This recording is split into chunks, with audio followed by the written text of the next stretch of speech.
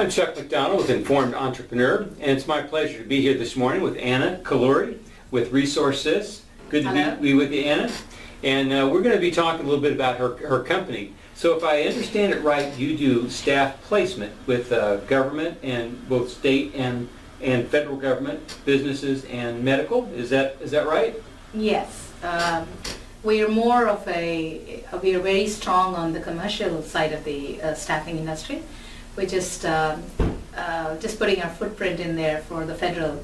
We've done a couple in state and the areas, but primarily commercial right now. Primarily commercial. Okay, great. Now, one of my questions is, when you're getting the right candidate and putting that in front of your client, and how do you know that this is a good candidate? And at the same time, how do you know, oh, this person is not a good candidate, and to separate them out? Usually what happens is when we access our client, they have a requirement that has to go in with what the needs are, what the actual requirement is, the skill sets, primary, secondary, and so on.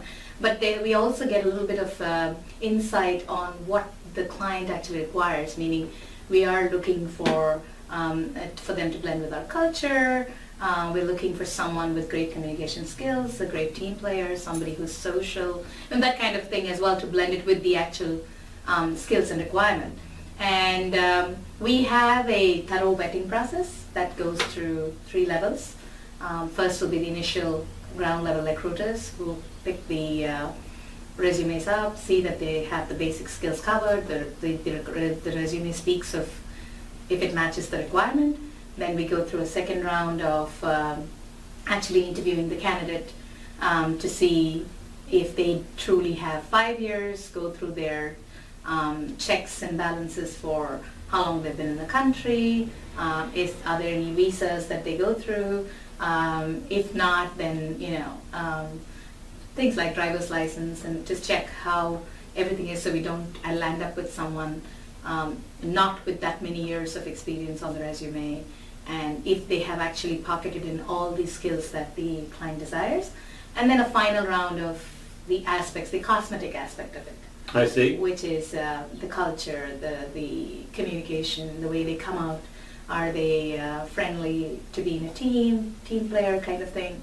And then we wrap it up and send it to the client. So that's how we kind of bundle it up together. Excellent. That sounds very thorough. So a staffing decision, when it's made a wrong decision, can be painful and expensive to the company. So is there something that when you look at a person or look at their resume and alarm bells go off and say, oh, this isn't going to work? How do you, kind of sift out a person that you think will not be a good fit for the company? Usually the second or third round. The first round it may slip through the cracks. But the second or the third round, what happens is when we are conversing with the candidate at length, in the job description, when he or she is describing a project, or references, when we ask for references and their LinkedIn sites and so on, that's where we see some red flags. I see. Usually that's when we kind of see that, oh, something's not adding up. Questions like, oh, you're ready to come in for a job in New York from California, so what made you do that? I'm just, trying out. Casual reasoning from East Coast to the West Coast. Stuff like that kind of slips, and then we find a little bit, the answers are a little blurry, and that's when we catch on and go deep in and then make a decision. Sometimes we may be wrong. They may be actually genuine reasons for them to move, but the percentage is very low. I see. Well, that's great for the company that you're working with, because that means they're getting a very solid candidate that they can make a choice for. Excellent. Well, one thing that I've noticed too, that your company is on the Inc. 5000 list, which means you're one of the fastest growing companies here in the country, which is a great honor.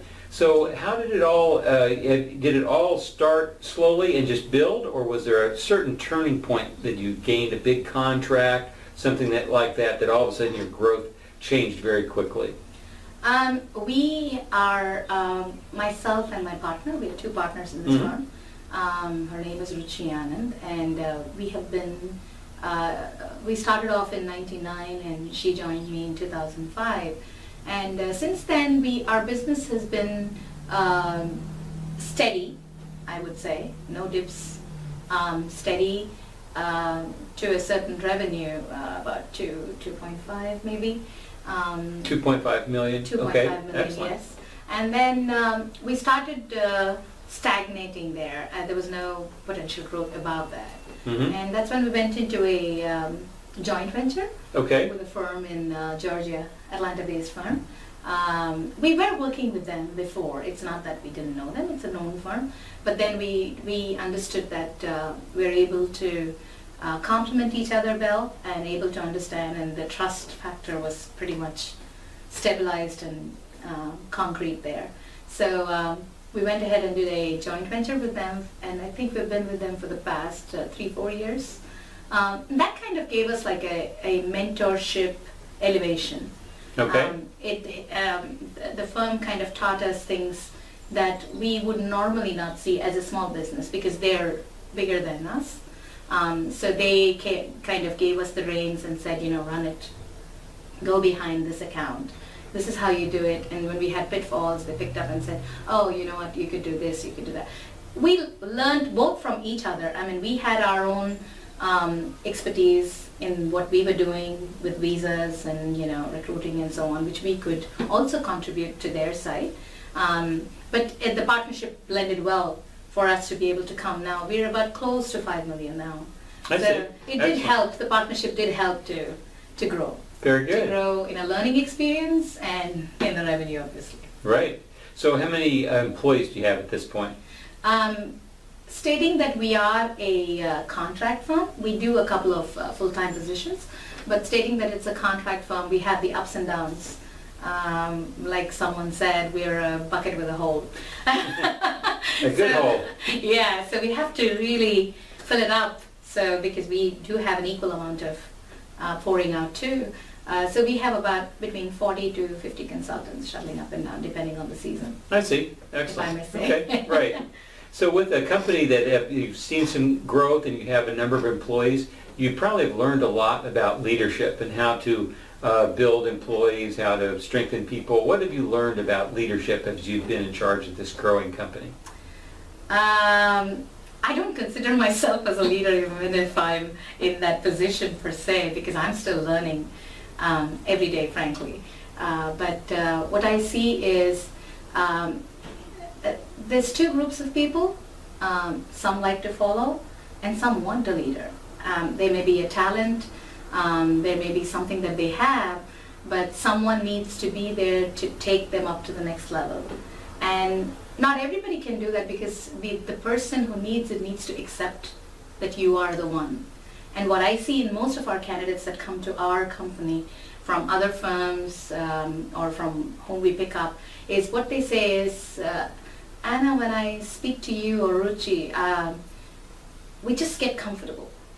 So we kind of tell them, we're here, hand in glove. It's not just you fighting it alone. You're just not here to do the billing. It's a relationship that's going to last. I'm not looking for a short stop of 6 months or, once the contract is done, I don't know you. We're looking at a longer relationship because we need to understand each other. I need to take in your problems and, you need to understand that the company is also going to benefit from this relationship. So that kind of the transparency that we have, they know what we make, we know what they are, and we give them that free hand to be able to market themselves and talk about rates and stuff like that. So it's kind of very, I feel transparency is always the key. Excellent. In any relationship, whether it's a client, we being, if you call it staffing industry being the middleman, Right.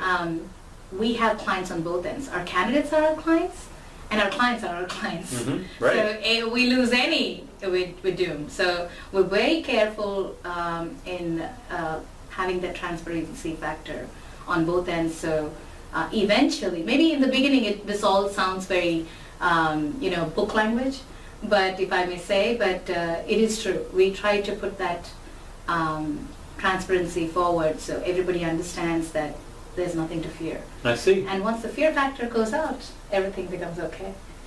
I can see that genuineness is a big help for your company to grow and them to get confidence We with try, you. yeah. Right.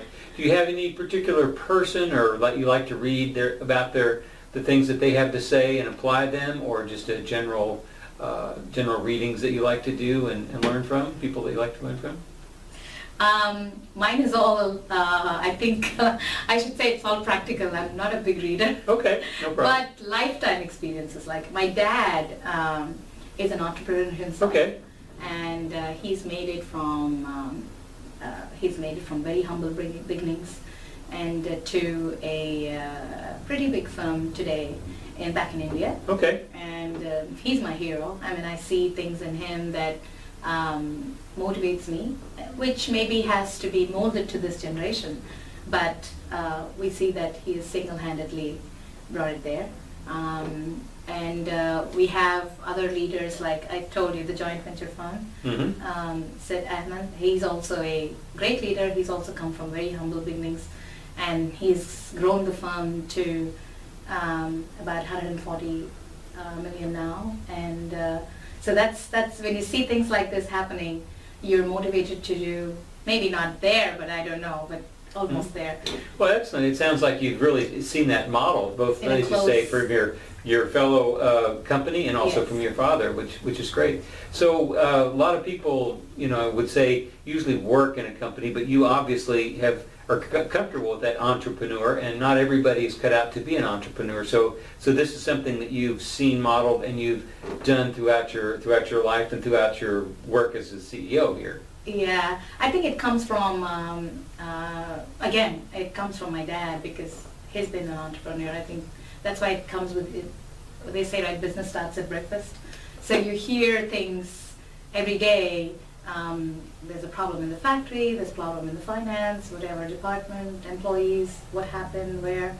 So you constantly are listening. Maybe I do not know how important it is, but I guess it gets processed somewhere behind. Very good, very good. So tell me, I'm sure you have big plans for your company to see it continue to grow and speed ahead at a good pace? We do. Like any entrepreneur, we would want our company to go to the next level. We're looking at 10 million now, but we have to see how, and we're also looking at channels of federal. That's where they started saying we're so close to DC, we need to really capitalize on the federal market. We've set foot into the state, we have to build on that a little bit. Commercial as well, we have to now key into direct client. We're small, Mm-hmm. and sometimes that does not open doors as easily as it may. I read everywhere saying small businesses have this, small businesses have that, but when you actually go there, it's not as easy as it is. I've been lucky to have colleagues from the past who have come in, and companies who've shared a hand to be able to raise us to the next level, which is great. But to go and access a client, the big Lockheed Martins and Northrop Grumman's of the world, small business is very small to actually knock their door. So now we have I'm assuming we're not that small, and we have a history and we have credibility going on. We may be able to share our story to be able to find that little opportunity to open the doors for big clients, and see if we can take a small portion of the business there. Well, that's the thought. Excellent, excellent. So you would probably, now you are a minority women-owned business, so in a sense, how can be an advantage. Is that correct? It does. It's supposed to be in the commercial world. Nobody cares. Mm-hmm. You do your business. You do what you have to do. You perform. You're good. Mm-hmm. You don't perform. You're not good. Mm-hmm. That's what commercial is, and I'm happy with that. I mean, that's what life is all about, right? You go, you do your thing, and you win your game.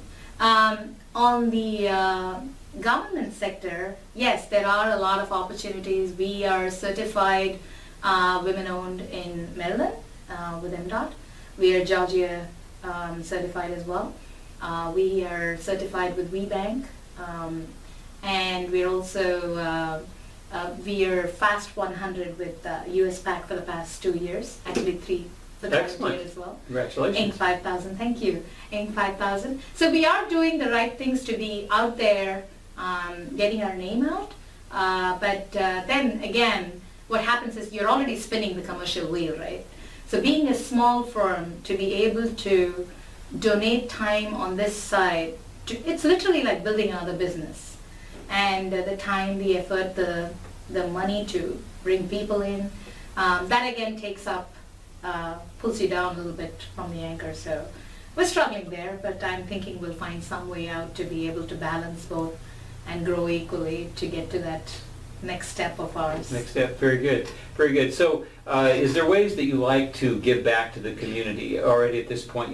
As you're successful, maybe special projects or special things in the community that you like to do as a company? It's funny that you ask, because just recently, past 2 weeks, we've been working with Howard County, where we are, and I did have a couple of meetings to see how we can contribute back to the community.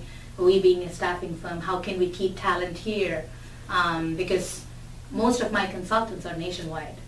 And how can we actually keep talent in Maryland, in Howard County, to be able to give business back here, to be also doing training and stuff like that, where I can contribute towards the government and people here. And they've come up with a couple of ideas actually, and we're in discussion to see which way it goes and how I can contribute and how many days and stuff like that. Nothing's come up yet, but we do have. But you're doing your homework on it. Good, yes, good. Yes. Well, that's all the questions I had for it, but how about anything that I have not asked that you'd like to add in about your company, your success, your dreams for it? You seem to be pretty well done your homework. So I think we've covered pretty much, but yeah, we hope that one day we're able to look back at this and see how small we were and how better we are, because betterment is what it's all about, and every year we want to grow in every direction. So hopefully this should be your first step talking to you, and many more to come. Very good. Anna, thanks so much for your time. Thank you very much. Okay.